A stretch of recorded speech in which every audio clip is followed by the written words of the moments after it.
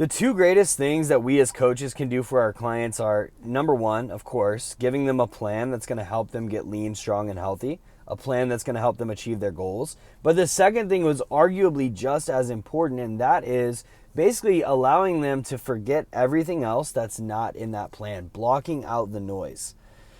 I think the second biggest thing that derails people from hitting their fitness goals, behind number one, is just not getting started. But I think the second thing is people constantly flip-flopping, right? Doing different programs, different tactics, and they never settled on one thing, and they don't get to reap the full benefits of that approach. And I know this personally because I spent the first 3, maybe 4 years of my fitness journey constantly changing what I was doing, constantly second guessing what I was doing. And looking back, I realized I would have made much better progress if I had just had a simple, straightforward plan that I could have, the Nate today could have given to the Nate, 17 years ago now when I started my fitness journey. And that's what I want to do for you guys today, is give you a very simple plan across 4 categories that's going to help you see great results. So the 4 categories we're going to talk about are your workouts, your nutrition, your cardio or walking plan, and your recovery. So your workouts, you need to be strength training. Well, here, let me say this. There's going to be a common theme in all of this. All right. I constantly in my content am talking about the difference between what's like optimal, what's going to get you the best results, what's kind of the sweet spot where you're getting the best bang for your buck, and then what's like the minimum effective dose. I think if we know what those 3 things are, that's going to help you out. Because sure, if you've got the time, will, energy, desire, whatever, go for, max it out, try to maximize results. Looking back, that's probably how I would have spent the first 4 or 5 years of my fitness journey.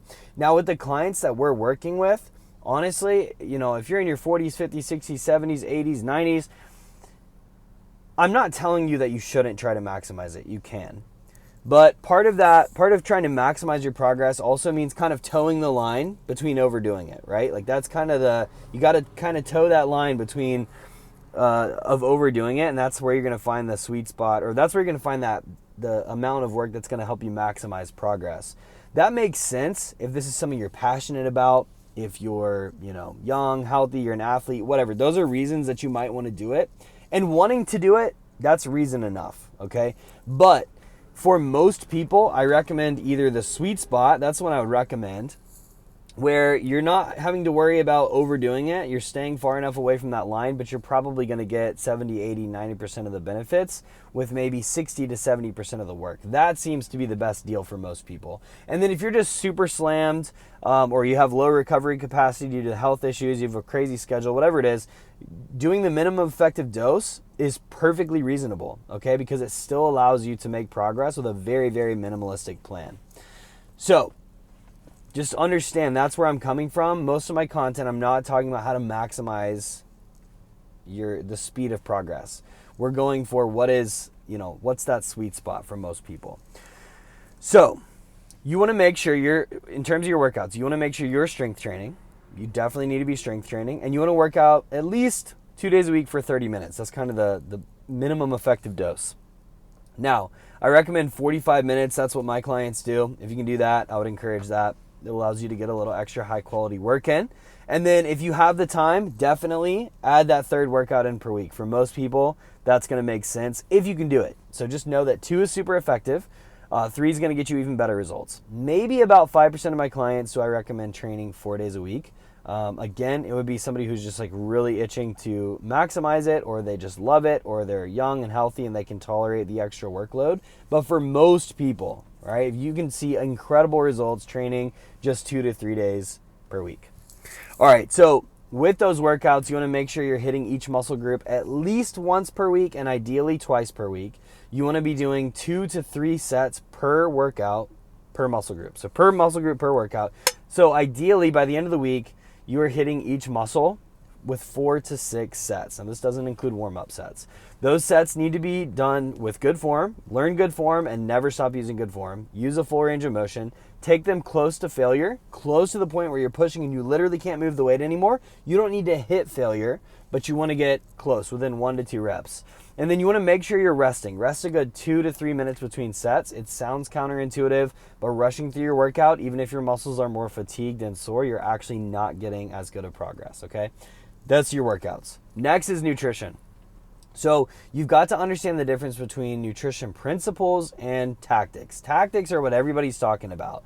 It's very specific pieces of advice. Eat at this time, don't eat after this time. Eat low carb, high carb, intermittent fasting, eat 2 meals a day, 3, 4, 5, 6 meals a day. All of those are tactics. And, for one person, a tactic might work. And for another person, a tactic might not work. And so you're left wondering, well, this nutrition stuff is just starting to feel like just voodoo. It's just random. What is this? Okay?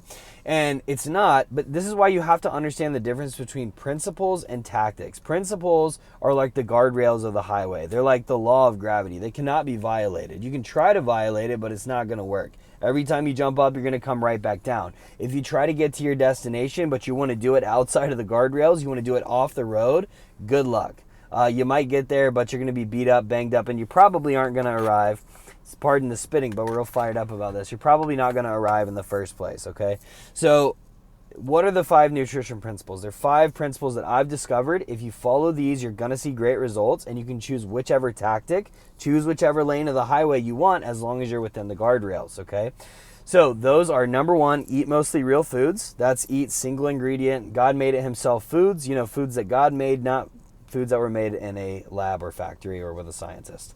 Number 2, eat the right amount of food for your goals. This comes down to calories. You have to dial in your calories if you want to lose weight. That does not mean you have to track your calories, but it does mean you need to be eating the right amount of calories for your goal. Next is you got to eat the right amount of protein for your goal. Again, just like calories doesn't mean you need to be tracking, but it does mean that you need to eat the right amount to hit your goals. Protein is super important for keeping you full, helping you build and retain muscle while you lose weight, energy, health, etc. So protein matters. Next, don't eat foods that make you feel bad. So if a food makes you feel bloated, lethargic, tired, brain fog, whatever, even if you heard from a doctor or somebody on Instagram that it's, that this is like the world's most amazing superfood, look, your body's trying to tell you something, okay? If you feel like trash eating something, don't eat it. And then number 5, you want to enjoy the way that you eat. Now, technically, you could violate this. If you're sticking to the first 4, you're going to see great results. If you hate your diet, but you'll stick with it, you're still going to see great results. But for 99% of people, maybe 100% of people, you want to enjoy how you're eating. If you don't, you're not going to stick with it. All right? So once you've dialed in those those principles, then you can choose whichever tactics work best for you. You choose when you want to eat your meals, what foods you want to eat, whether you want to go, balanced meals or higher carb or lower carb. If you want to do 2 meals a day, 4 meals a day, it's all your choice. Choose what is most enjoyable and for you and what makes you feel the best, assuming you're sticking with those principles. Next is your walking/cardio plan. So generally, if you just want to be lean, strong, and healthy so you can do the things you love with the people you love, walking is going to get you where you want to go. All right.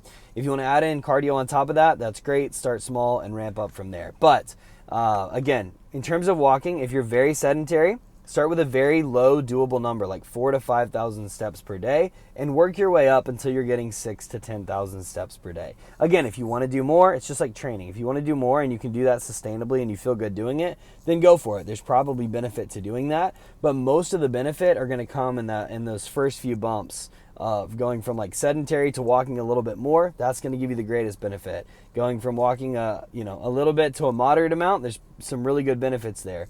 And again, so it's like there are added benefits the more that you move, but it's diminishing returns, and you want to pick something that's sustainable.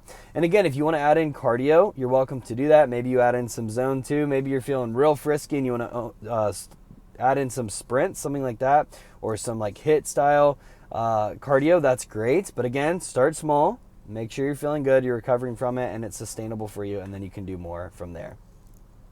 And the last thing is recovery. So there's 3 things here: sleep, hydration, and not doing too much in the first place. So sleep, I won't spend a lot of time on this, but the better you sleep, the better you feel. There's so many benefits about sleep. You probably need to be sleeping more, so maybe try that sometime. Next is hydration, especially in the summer. It's hot.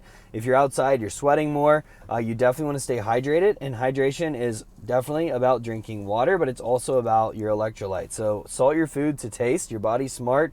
If it wants more salt, give it more salt. It's usually a good idea. Obviously, if you've been told by a doctor not to do this, this is not medical advice. You do whatever your doctor has told you. But generally speaking, if you're just healthy, no issues, no reason to restrict salt, salt your food to taste.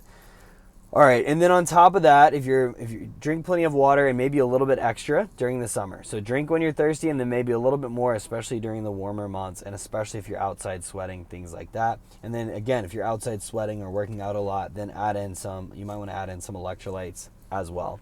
And then of course, this is something that not a lot of people talk about, but it's so important. If you want to make sure that you are recovering from your workouts, don't do too much in the first place. That's the number one thing that keeps people stuck, is they do too much in the first place. All right? So if you're not recovering from your workouts, look at your sleep, look at your hydration, look at your eating, but almost certainly I can guarantee you that you're doing too much. Dial back the amount of workouts or number of sets or both that you're doing and focus heavily on quality over quantity.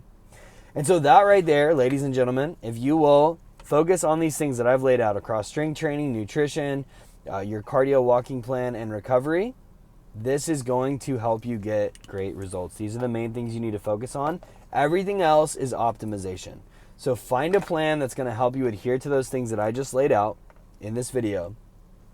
Follow it for the next 3, 6, 12 months. You're going to see great results, maybe better results than you've ever seen in your life with any fitness program. And then at that point, you might find you don't even care about optimizing, but if you want to optimize from there, then go for it, because you at least know kind of that meat and potatoes, the base of what you need to come back to see great results, and you can filter out the noise.